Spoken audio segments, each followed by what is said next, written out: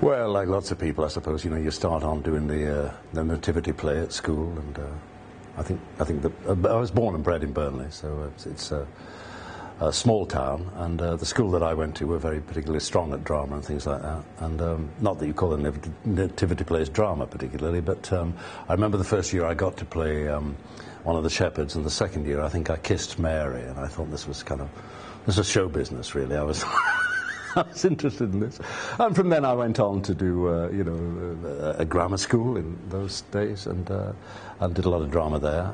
And then in this town, in Burnley, there always has been a thriving and quite serious in intent. It doesn't always work out that way, but it's serious in intent amateur drama groups.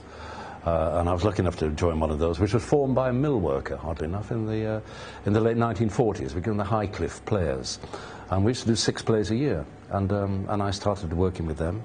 Then went to drama school and Bristol Old Vic, and from that into repertory and theatre. And 46 years later, here I am. I mean, I do have one interesting memory which links football to the Highcliffe Players. Is that on the May the 27th, I think, if my memory serves me right, we were doing a play called Dry Rot, a comedy, and it was the night that Burnley won the league championship, and they were playing at Manchester City.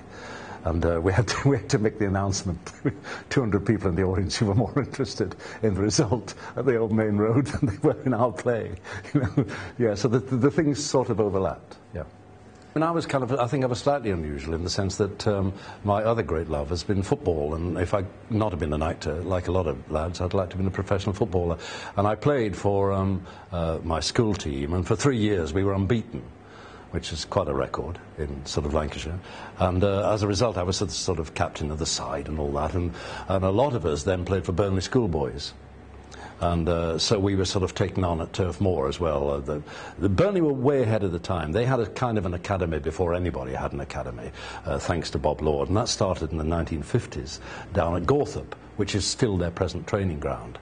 A rather low-lying piece of land, but with lots of football pitches down near Padiham.